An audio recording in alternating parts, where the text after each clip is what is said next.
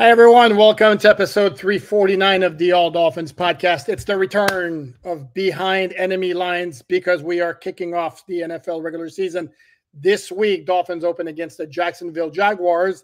And because I'm pretty smart, I figured I'd have a Jacksonville Jaguars beat reporter on to talk about the Jacksonville Jaguars.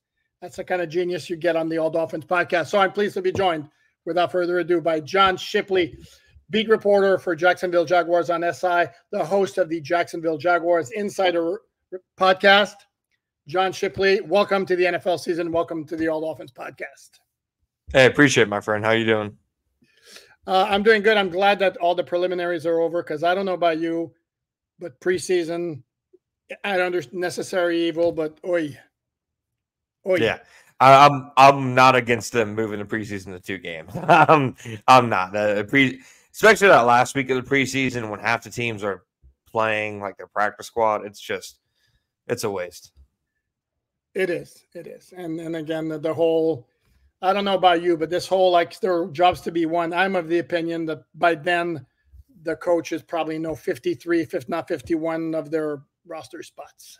Yeah, I can't think of any Jaguar that won a spot in the last preseason game. Like, everything was already predetermined by then, I'd imagine.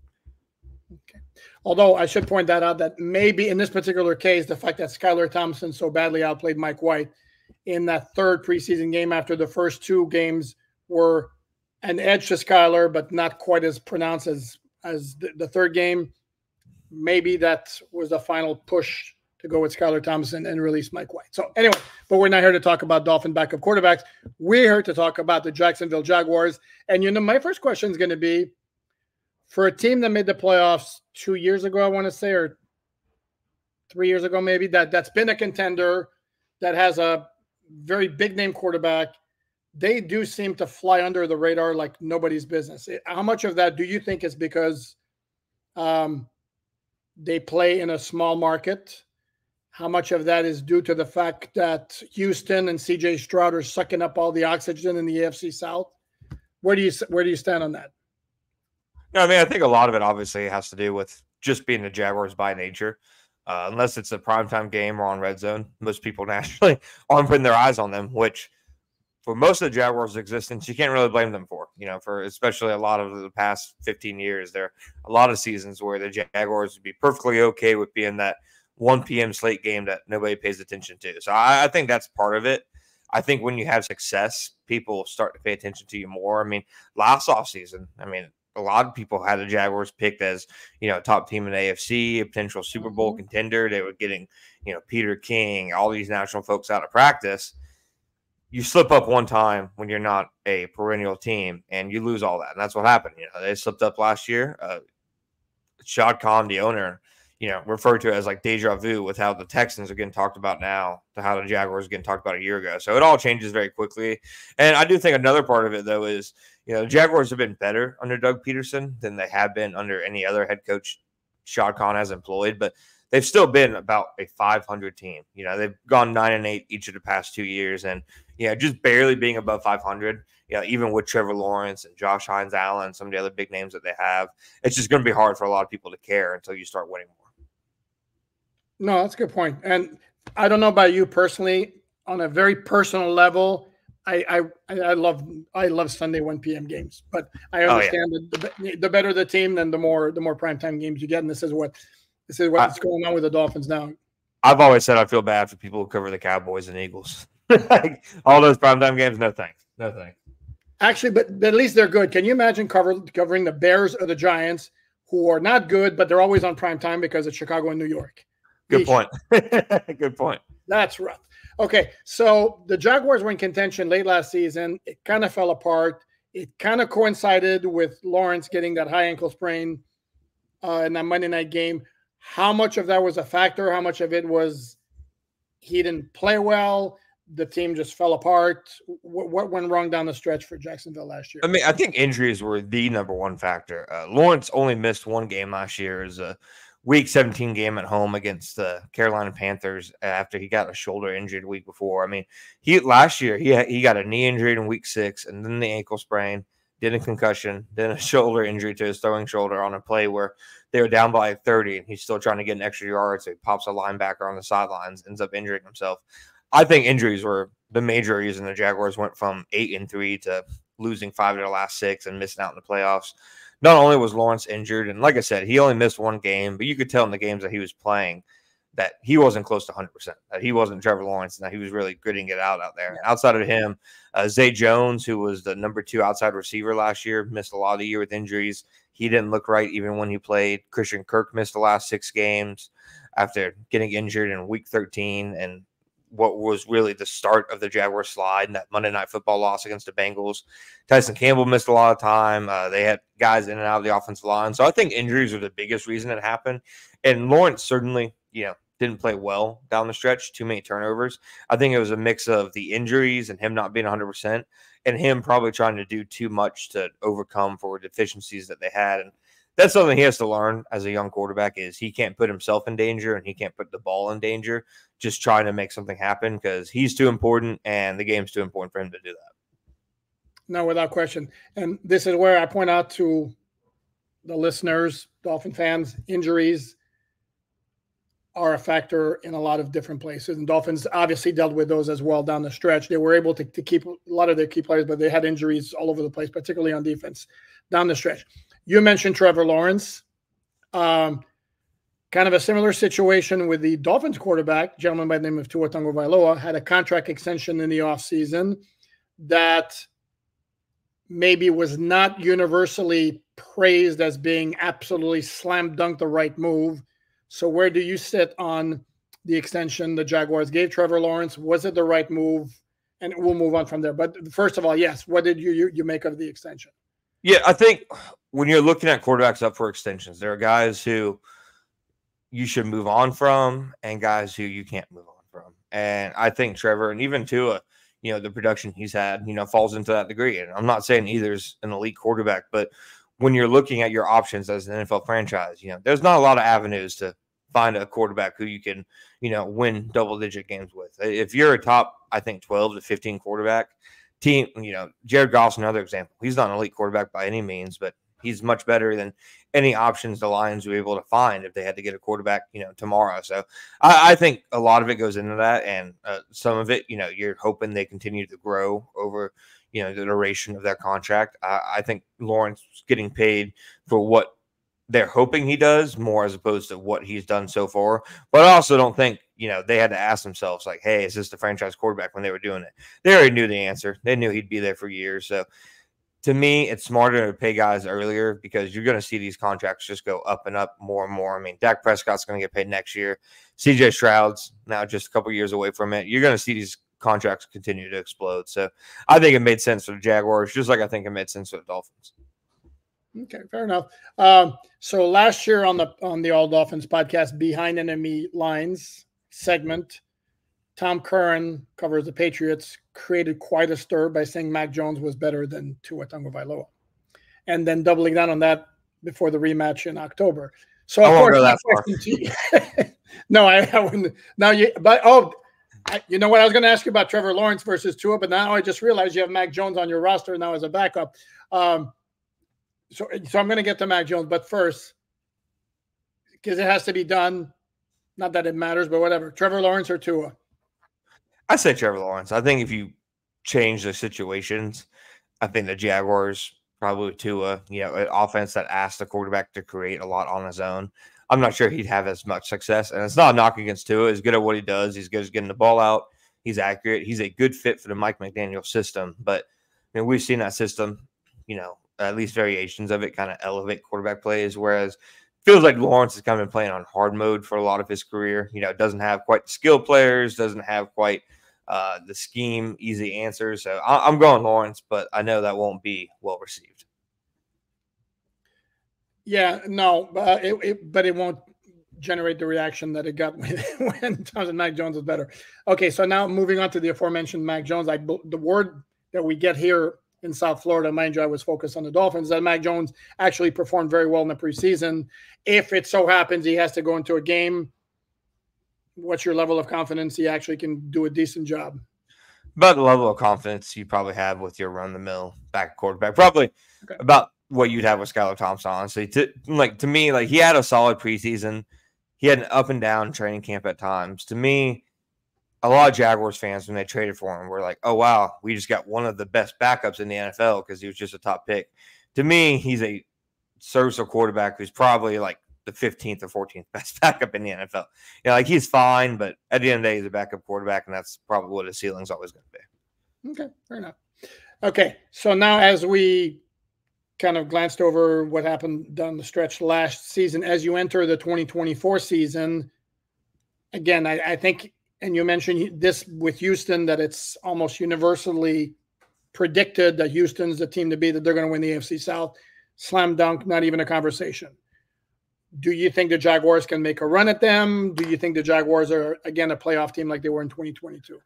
I mean, I do think the Jaguars can contend with Houston. I mean, it's not like Houston necessarily was blowing them out of the water in the standings last year. It took a Jaguars collapse for Houston to make the playoffs last year. They split a series last year. Houston beat them pretty bad at home, and I want to say it was week 3, and it was a game a lot of Jaguars players said in the locker room, like, they rolled out of bed that day thinking they were going to win that game, and it kind of showed them that, okay, can't do that. And that was one of their last losses during the first half of the season. And then their last win before the slide happened was in Houston. You know, it was a really good quarterback duel, CJ Stroud versus Trevor Lawrence. To me, it was one of the more underrated NFL games of the season because it was just these two young franchise quarterbacks going back and forth, big play for big play, body punch for body punch.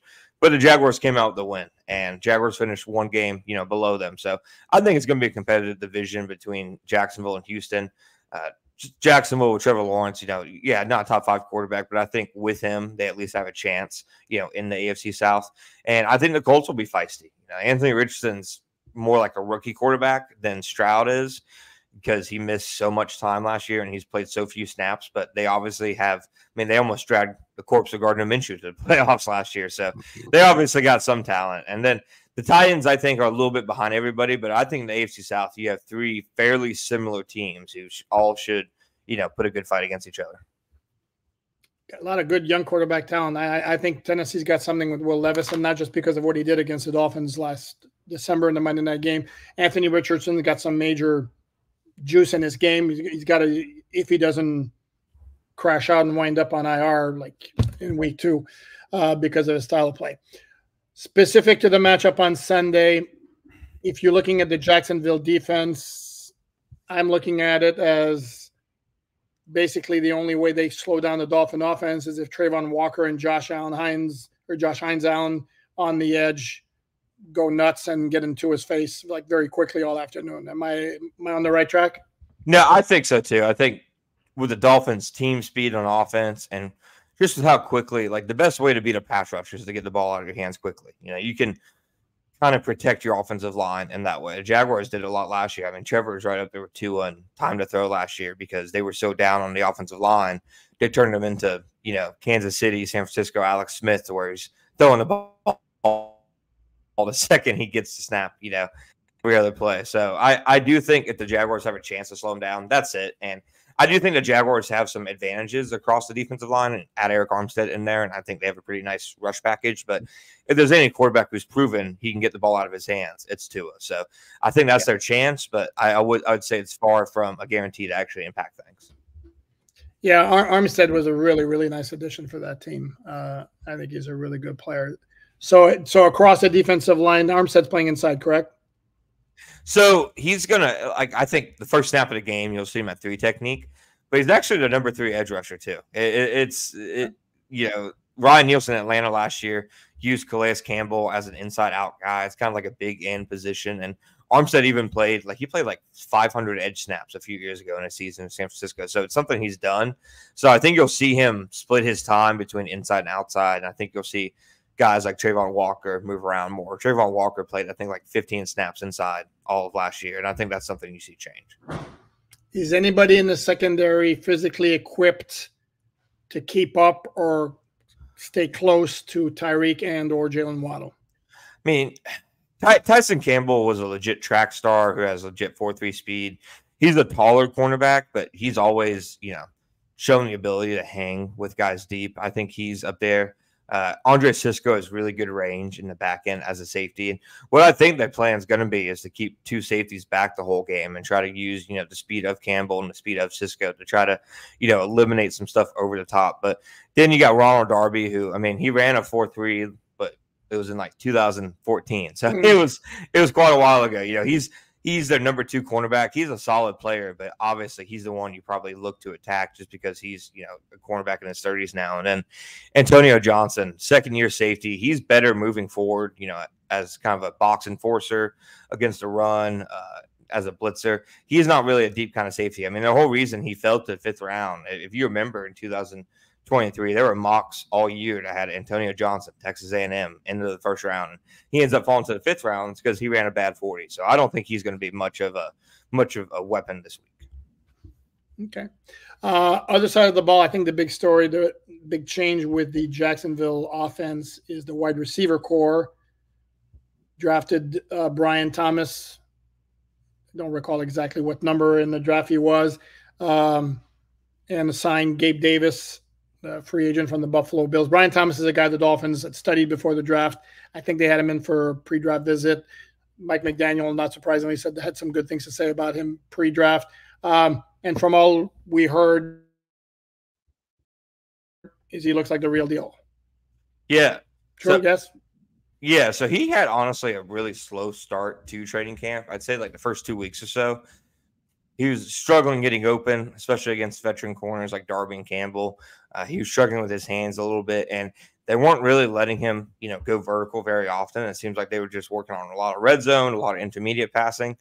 And then a few days before the first preseason game, he gets one of his first vertical routes, in practice and one-on-ones against Ronald Darby, and he just burns him for a touchdown. And Christian Kirk said yesterday he thinks that, like, ever since that play in practice, things have clicked for him. He gets a great 41-yard one-handed catch against Kansas City.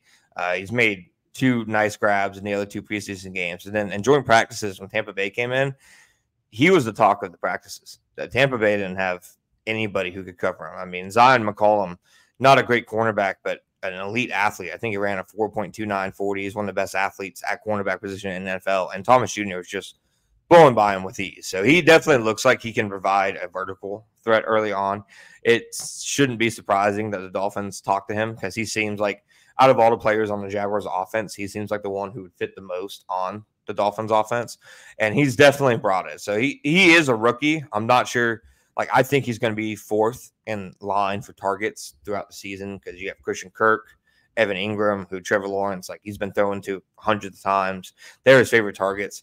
I think Gabe Davis, as a veteran and just his role, he's going to get, a lower average depth of target than Thomas. I think he's going to see a good amount of targets. So I think Thomas will see the 4th most targets on the team, but it wouldn't surprise me if he's 1st or 2nd in touchdown catches because I think while he might not get a ton of targets, the ones he does get are going to be really high value ones. And maybe over the top too. So with that wide receiver core, you mentioned Evan Ingram. He was a high volume tight end. Etienne as a running back is a really good player. Lawrence, we know his ability. If there's a concern on the offense, what would it be, the line? Yeah, it's the offensive line. They really struggled last year. It was funny last year. Mike Clay with ESPN does his positional rankings around the league, and he had the Jaguars offensive line at 31st. And fans were killing him. Everybody was killing him on Twitter. And then the Jaguars offensive staff came out to training camp in T-shirts that said 31st offensive line. Oh, wow.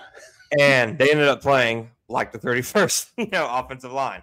The only change they made was they swapped out Luke Fortner for former Bills center Mitch Morse, who he's a solid player, but you can definitely tell he's, in the twilight of his career. Mm-hmm. He doesn't have that much, longer to go. So they have some talent on the line. Anton Harrison's a really good right tackle. He honestly might have been the best rookie offensive tackle last year in a stacked, offensive tackle class. But, they have spots that the Dolphins can take advantage in. Brandon Sheriff's another guy who it's clear he's past his prime. Ezra Cleveland, he's played well when he's been healthy, but he's rarely been healthy in Jacksonville. And then Cam Robinson is kind of, like if like the average NFL defensive tackle was a player, offensive tackle was a player, it's probably Cam Robinson. Like, he's just, playing average across the board. So it's an offensive line that really struggled last year. They struggled to run the ball again in training camp and in the preseason and joint practices this year. I think they're probably better in pass pro than run blocking, but the run blocking I think is still a serious issue. Okay. Well, you touched on this a little bit before, but the Jaguars head coach obviously has a major connection to the Miami Dolphins, that being Doug Pederson, who played quarterback for them once upon a time, was the quarterback who finished the game when Don Shula set the NFL record for career victories in a ugly but memorable win at Veterans Stadium in Philadelphia in 1993. What's your take on Doug Pederson as a head coach? Obviously won a Super Bowl with the Eagles in 2017. No, I think Doug's a good coach. I think obviously any coach is going to take some blame for going 1-5 down the stretch and missing the playoffs. But the simple matter of the fact is, they won 3 games in the Urban Meyer year. They won 1 game, the year before. That's 4 wins over 2 years. They were truly the NFL's worst team, and now they've won 18 games in the last 2 years. I think Doug Pederson has really raised the floor of the team. He's at least turned them into a respectable NFL team as opposed to a team that, people kind of circle on their schedule and, kind of jeer at because they know it's probably going to be an easy game. Like I had a player tell me in the locker room last season when they were doing well, he was somebody who he had been with the team for years, back in the Doug Marrone days. He started out in 2018. And he told me, he was like, man, there used to be Sundays when we'd go out there and we're like, it's going to be a long day. And he told me that's what had changed the most over the last 2 years is they didn't have nearly as many instances of that. So I think he's raised the floor. There are definitely some things he can do better. His infatuation with offense coordinator Press Taylor likely is a big reason he got fired in Philly.